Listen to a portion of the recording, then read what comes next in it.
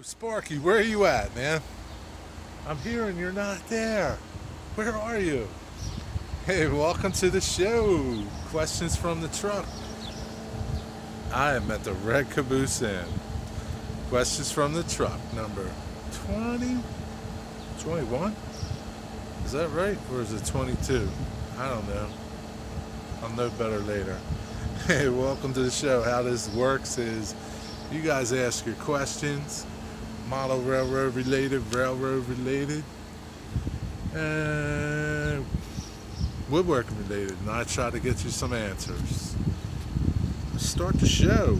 My first question comes from Shane's Trains. I need my glasses on. And Shane wants to know, what are some of the ways to do directional lighting in a... I can't even read my own writing, Jerry. That's bad.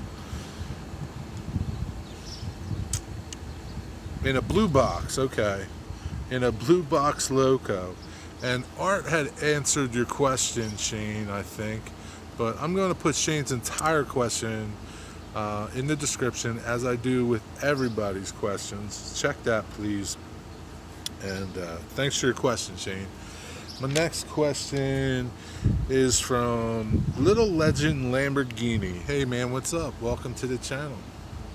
And he wants to know, why do some locos have lights on the lower part of the cab and some have them on the up by the number boards? I'm going to guess it's depends on what the railroad likes to do.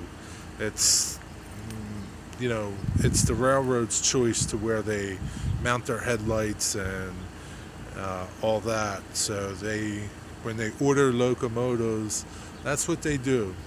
They tell the manufacturer where they want things and how they want things. Hope that answered your questions. If anybody else can elaborate more, please feel free to do so. My next question is from Mark Arnold. Mark wants to know, he's adding fascia to the surrounding edges of his layout. What's a good wood to use? I've never did it, but I would say, Mark, anything that's pliable, like a 1/8 inch plywood, a 1/4 inch plywood, 1/4 inch MDF, hardboard, 1/8 inch hardboard. I think that's what a lot of people use, hardboard. But hey, let Mark know in the comments below.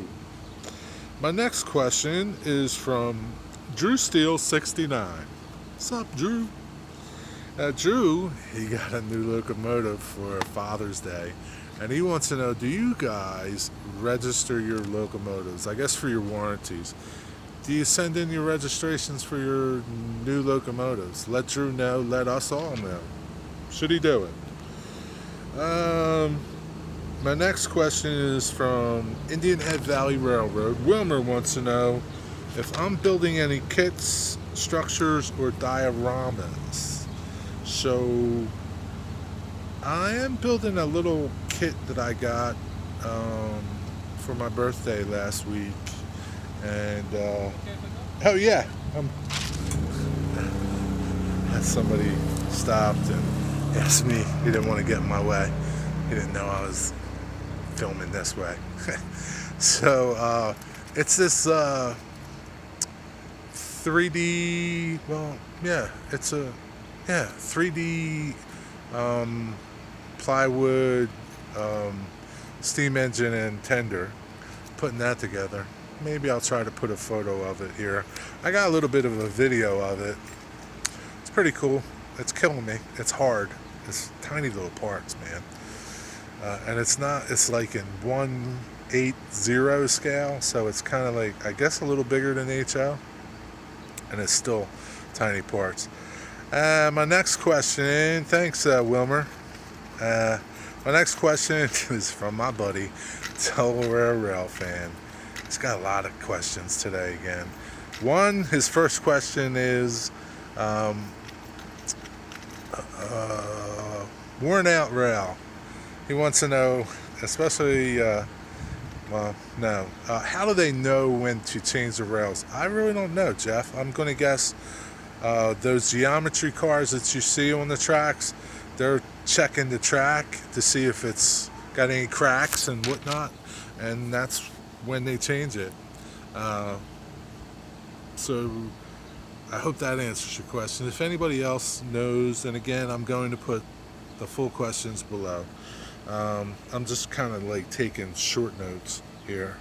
His next question is, why does Wilmington Western run old rail? Because it's still good. There's nothing wrong with it. If it needs replacing, they replace it. You know, there's parts of the country where they're still running rail that's probably 100 years old, and it's still good. You know, it doesn't have a lot of traffic, so the rail is still good. Here I'm in Stroudsburg. It's probably still old rail out here on this line. It doesn't see a lot of traffic, so it doesn't get the wear and abuse that like a mainline railroad would. His next question is, where can I watch some street running?